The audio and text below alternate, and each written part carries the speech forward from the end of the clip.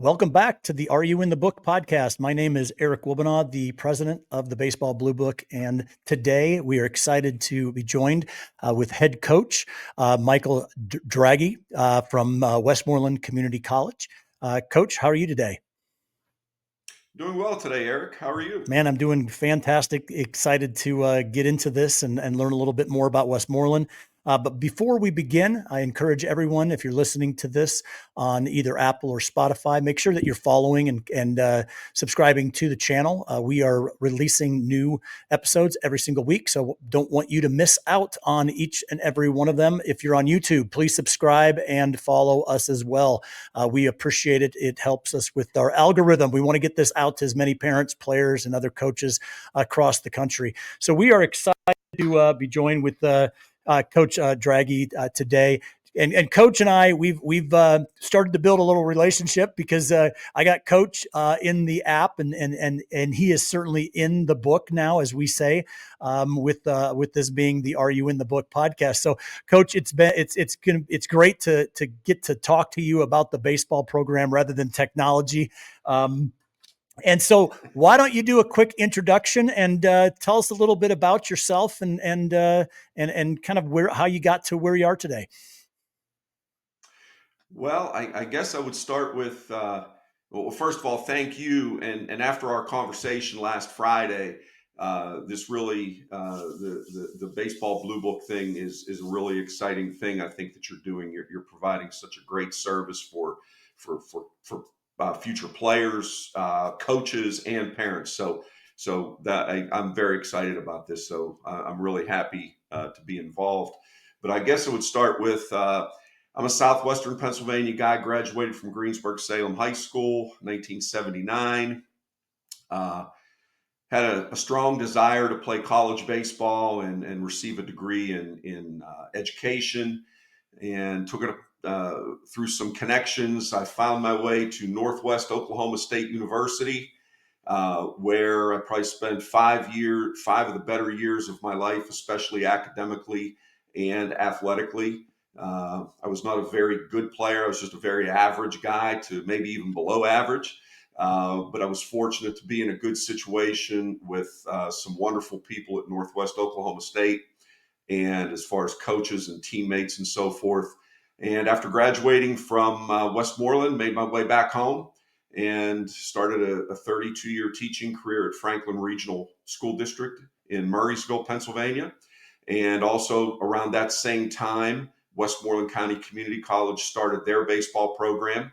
And I was fortunate enough to be offered the position and have held it ever since. And I still get to go back every day. So I've retired from teaching. So now I'm just basically a full-time coach. That's awesome. Boy, that's talk about blessed to be in the same place, kind of back in your hometown roots. I'm a Western PA kind of guy, a roundabout. Grew up in Iowa and then ended up in the Pittsburgh area for 15 of my favorite years of my life. And it's just a great place. The people are amazing. I love telling this story. When I moved to Pittsburgh from Iowa, all of my family thought I moved to the East Coast, and I said I felt like it was the East Coast until I moved there, and it's a Midwest town in the East, and so it's as far away from the East Coast as you possibly can get. Good people, good blue collar guys, hard working town. And I absolutely am just a huge fan of the area, and I think that's a reflection of a lot of the sports and the youth sports, from the high school level to the collegiate level. Such a great tradition. A lot of just amazing people that come from that area, and so I'm excited just to have you on. I have such just a real desire to get to know the people from that area, and kind of brings me back. It's been a while since I've been there, and maybe we can go run and get a Permane sandwich afterwards, or You're on. I'll buy. I'm buying. Absolutely. And it's got to be at the original. We got to go down to the Strip District because there's nothing better than down there. So Absolutely. And speaking of my Oklahoma ties, anytime any of my Oklahoma friends come, That's always one of the places we stop. We make sure we go into downtown Pittsburgh and take them to the original Primanti's. That's Absolutely. great. Well, I'm already pulling my accent out. As soon as I start talking, guys, Western PA, I've got the downtown down. So we've got Yin's guys and I was waiting. I was wanting to see if you drop a Yuns that's at some point. that Yes. is great. That is great. So many great things. I mean, I'm having my water on my Steelers championship. I've got all the stuff, and just so excited to talk to you about this. So, Coach, first of all, thank you so much for that shout out on the Baseball Blue Book. We're really trying to help the community, and being that there's just so much out there. I think what we've got, and with our legacy of the Baseball Blue Book being that comprehensive directory, we wanted to really expand it, and we're super excited about your team joining it, and watching some guys joining just this morning. Really excited about that and helping your program. So, getting into the Are You in the Book podcast, I love to hear about your philosophy, right? The changes that are going on in collegiate baseball right now. I mean, it is as dramatic as I've ever seen. I mean, we went from allowing people to be paid to reduction of roster spots, at the Division I level, recruiting these massive Power Four conferences. The ages are changing. We had the COVID years that came out, which pushed ages higher. I think people got used to having 24, 25-year-old guys on the roster, and now we got to kind of get back to what it is. So as a coach that has watched and kind of lived these changes, I'd like to hear your perspective of what's going on. What are you hearing from the parents, the players, other coaches that you have relationships with? Just kind of your take on the whole thing. Well, I think the bigger changes started back with the ability to transfer. They made transferring much easier for the 4-year kids, Yep. and which started the transfer portal. And I think that when that started, that might have been the first big step, where a lot of high school kids were really being overlooked coming out of high school. Because if you're a Power Four guy, or even at any Division I or Division II program, I think a lot of those coaches, I don't want to speak for them, but I believe a lot of those coaches spend an awful lot of time doing their recruiting in the portal. Yep. And if they have an opportunity, if they're in need of, let's say, a shortstop, and they have a chance to bring in a kid that was a backup shortstop, let's say, at a Division I school, or bring in a high school kid, they're probably going to go with that experience at the Division I level. Yep. And bring that kid in. So that limits that high school kid. That was a big one early on. And I think now, in addition to that, now you're going to have the roster reduction at the Division I level, the size of the rosters. So you're going to have programs that typically maybe had 40 baseball players on their roster drop down to 34. Yep. So you've got 6 kids in every program that are going to be let go or moved or whatever you want to call it. So those kids are going to want to find spots. It's going to have a trickle-down effect, I believe. And I've always been a big believer in junior college athletics, just in the sense that, let's be honest, one of our big selling points is, for a high school kid, it's an opportunity. You have more of an opportunity to come in and receive playing experience as a freshman. As you said a few minutes ago, it's a big challenge to be 18 years old, come out of high school, and step on a field. I don't care if it's a baseball field, football field, basketball court, whatever, with a 22-year-old man that's been doing it for 3 or 4 years now. Yeah. That's a big ask, and that's a big challenge. And the ability to come in and play right away, not just practice every day, but get on the field and play and get game reps, is so important. And I think that's where, unfortunately, sometimes we do have trouble convincing some high school kids, because a lot of kids do have that Division I or bust mentality, and they get caught up in a bad situation maybe. That's so true. You know what? We talk a lot. I've had so many coaches on, and one of the things they say over and over is finding your fit. And finding your fit isn't just if the team is the right fit for you. It's academic, it's the financial side, it's the location. But I think you can also expand that to the fit of what do you need as a player, right? Do I need reps? I mean, there are really good kids that sitting on the bench at Mississippi State or Vanderbilt is okay. They're getting the reps behind the scenes. They're developed, and it's just waiting for their moment. But that's very few people, right? And finding the fit and being honest with yourself. I think that you said that it's hard to convince. I think it has to do with that. Is being able to look at yourself and understand where you're at and what makes sense most to you. And so I'd like for you to kind of talk about that pitch that you kind of give to the players. And I'm sure you go to local events, high school, different people, and the community college coach. And I'm just saying what the attitude isn't the coach that typically a player wants to see, right? I mean, it is what it is. If I could go to Pitt, or I can go to Duquesne, or I can go, all the way down, talk about helping to understand where they should be and what do they need to do process wise from a kid's perspective. I think the first step, as you said, is what do I want to major in academically, and then as far as finding a fit. So you find that school, and I know a lot of kids attend showcases, and some of them attend a number of showcases. And my advice on showcases has always been find one, two, maybe three of the quote unquote more highly attended showcases by college coaches. Yeah.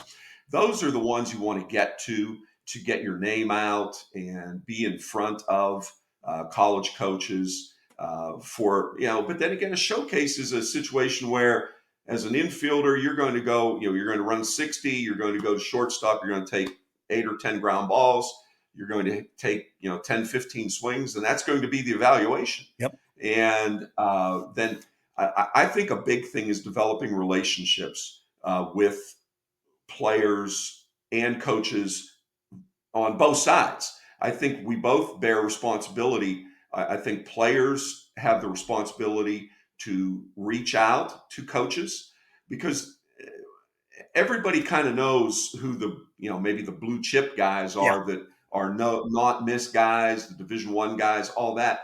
But after that, I think that young people coming out of high school in the baseball world anyhow, they need to sell themselves to college coaches. They need to reach out and talk to coaches. And then on the other side of it, we as coaches, we need to be proactive and identify kids and create relationships with them while we're recruiting them.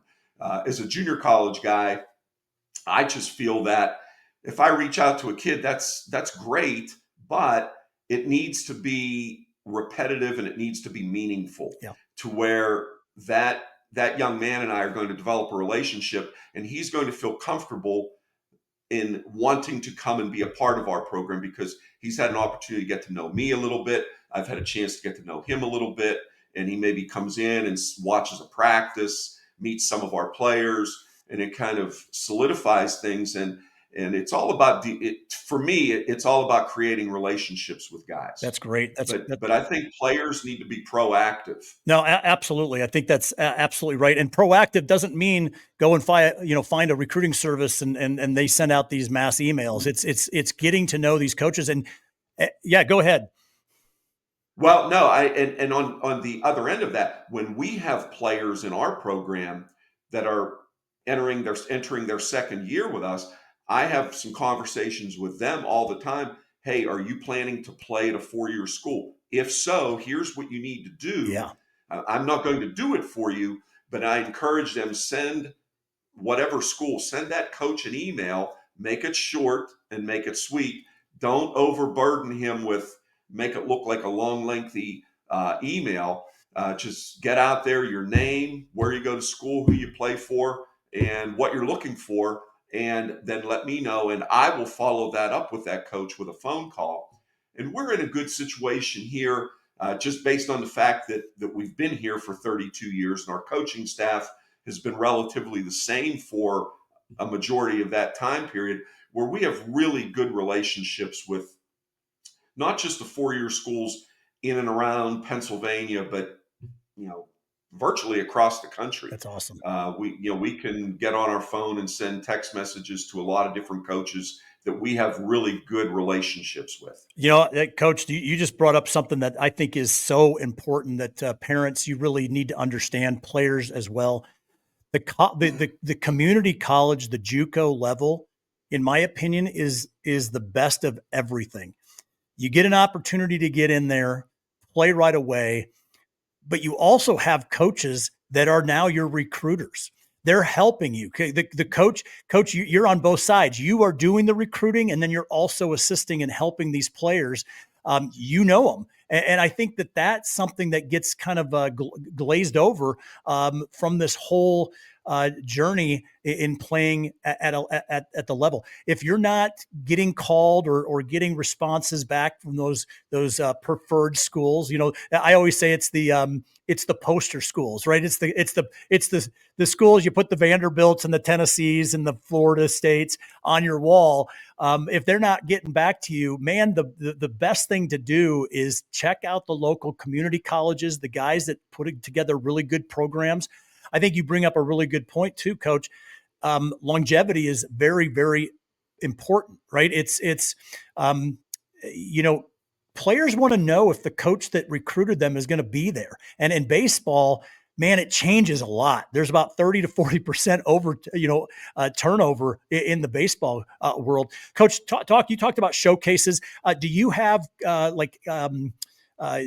prospect camps that you host? Do you just utilize the local resources as far as showcases, or go and visit high school games? What do you do and your coaching staff do to kind of go out and evaluate some of these players?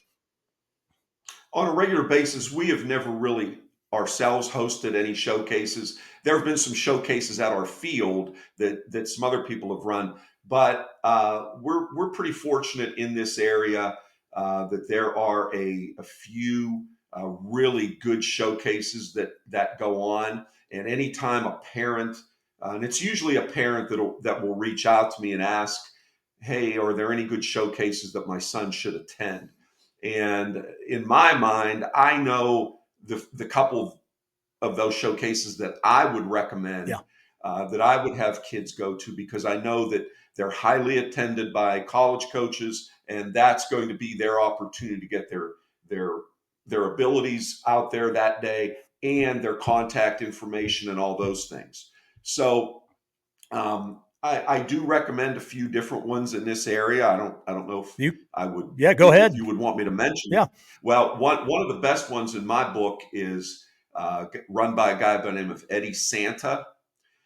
Eddie's been a long time, and ever since I've been here at Westmoreland, he's been a scouting supervisor with the Colorado Rockies. He's been with the same organization for at least 30 years, I believe. He runs some really good showcases. He runs one every year, usually in Morgantown, West Virginia, and it's highly attended by a lot of PA, Ohio, and Maryland and West Virginia high school kids. That's one of the better ones in my book. And then you have some local schools in the area that run some showcases. Seton Hill University, Slippery Rock University, come to mind right away. They host a few showcases every year as well. Okay. No, that's awesome. That's great. So, Coach, let's talk about your program a little bit. We know what type of program it is. We know where it's located. Talk a bit about the other side, the outside of the baseball world. What makes Westmoreland a place where kids should really look at? Talk about the academics, kind of just the atmosphere that you guys can bring. On the academic side of it, I think one thing that has helped us the past number of years, I'd say 8 to 10 years, is obviously we have the typical majors of business and business administration, education, liberal arts, all those things. But we now, for the past number of years, have a program called the Advanced Technology Center, where it's more of a trade school type atmosphere, where we offer anything from and everything from architectural drafting and design to welding. And we've had players go into those programs for us that we don't have to worry about those kids academically at all, because they are jumping right into something that they know they want to do as a career. And they still have the opportunity to continue on and maybe get a double major and continue on at a four-year school. So as a school, I think we offer a wide range of opportunities for our, not just our baseball players, but students in general in southwestern Pennsylvania. And that's why I encourage kids to look at the junior college route with the cost of an education. Even without any scholarship money, we're going to be the least expensive situation as far as that goes for your first 2 years of college. We've got I think 6 kids right now in our baseball program that are on full academic scholarships at our place. So they're going to walk out of Westmoreland after 2 years with 2 years of baseball under their belt and 2 years of good grades and walk out free. That's awesome. Debt free. That's great. That's great. No, that's really important. It goes back to that fit. Financially, it's such a good opportunity. From a baseball perspective, it's a great opportunity. And I think that just from a coaching perspective, and as we wrap up, Coach, I'd like to just understand your philosophy. What do you when a player plays for you and they leave, what are they going to talk about from a coaching perspective in a baseball kind of an acumen perspective? Well, I would say that and I don't like to use this term as the head coach. I'm just a coach, okay? But I do have that do have that title. But I've been very fortunate to be surrounded by some really good, strong, and knowledgeable assistant coaches. And I am a believer in I have to listen to those guys that I'm working with every day and take their input and allow them to have as much input as possible, whether it be what we're doing at practice today or how we're doing it at practice today, how we're going to work on fielding ground balls or pitchers fielding practice, whatever it might be. I've been lucky to be surrounded by some really knowledgeable guys. And, I have 3 former players that are on our coaching staff, Matt Hogue, Joel Yandrick, and Adam Cunningham. And then I have a former head coach, a local guy, Tim Quinn, who was a head coach at a 4-year school for a few years, good baseball guy. And then, of course, we have Ken Maka. You and I talked about him a little bit the other day. Having someone like him on staff is really good, and it keeps me grounded as a coach. And our big philosophy is just to keep things really simple. The game hasn't changed a whole lot, and it really isn't. As long as the bases remain 90 feet apart, pitcher's mound 60 feet 6 inches away, the game's really not going to change a whole lot. And there's some really cool things out there now. You have YouTube, and as coaches and players, we have access to those things. And those things are good. But I do think both as coaches and as players, we need to be careful that we don't overcomplicate the game, so to speak. You still got to do the same things properly when you throw the baseball to prevent injuries. I spend a lot of time talking about how proud I am of, for 32 years, we've had 1 Tommy John surgery in 32 years. And that's because my pitching coach from years ago, who's now retired, Coach Malarski, he developed a throwing program and TheraBand and light dumbbell workout program that our guys do on a regular basis, that we've never had that situation, which is good. So Awesome. We've prevented injuries. But the big thing is just to keep the game simple, whether it be base running, fielding ground balls, catching, pitching, simplify it as much as humanly possible. I love it. We don't need to be fancy. I love it. It makes me think of the quote from Bull Durham, right? You hit the ball, you catch the ball, you throw the ball. Oh my goodness, is that true? And I repeat that quote quite a lot, quite often at practice. It's it is a hard game, but the fundamentals mentally are simple. It's just the ability or the opportunity to get out there and take those ground Yeah. balls and be consistent with your fundamentals. And if I can tell a quick story, I will. Yeah. A number of years ago, probably 7 or 8 years ago, we had a shortstop, a kid from Miami, Florida, who was a nice player, and he was into watching all the videos and hit him 1,000 ground balls a day. He could never get enough of it. He was a hard worker and everything, but he wanted to work on all the flashy plays. So Coach Maka and I sat him down and we said, hey, that's fine, but there's nothing like making the routine play. So we showed him, we found this video of Derek Jeter during spring training a number of years ago. And it was probably a 10 to 15 minute video of someone just took a video of him fielding ground balls at shortstop during BP. Right. And you would think that it was the same ground ball every time for 10 minutes because it looked the same. And our point to to our young player was, hey, this guy's going to be a Hall of Famer. And look what he's doing. Every ground ball he fields, it's the same. It's field it, 1, 2, 3, 2 steps and get rid of it. It's those kind of things that you try to find those coachable and teachable moments to work with a young man. I love it. No, that's fantastic. And back to the game, it's a very difficult game. Don't make it more difficult, right? I talked to a coach just this last week, and he talked about the players today. They understand the analytics so much now with the spin rates and launch angles and all of these things. And he said that's all great. But that's not a stat in the book, right? That's not something that did you get a hit? Are you on base? Are we moving runners? Are we doing the fundamentals? And it really all goes back to that fundamentals. So, Coach, it has been an honor to have you on. I appreciate this opportunity. Excited for the Wolf Pack and what you guys got going. We are excited to help your team, and thank you for everything, sir. Well, Eric, thank you. And again, when you and I talked last Friday, and you presented your story and your situation, what you're doing here, it just made me smile. And I said, boy, this is something that has a chance to be really, really good because it's informative. And I think you're sending, I know you're sending the right message. Well, so thank you, because I think it's going to be a help not only to us, but to all the young players, throughout the land here. So thank you for what you're doing. It's awesome. I appreciate that. Thank you, sir. Have a great day.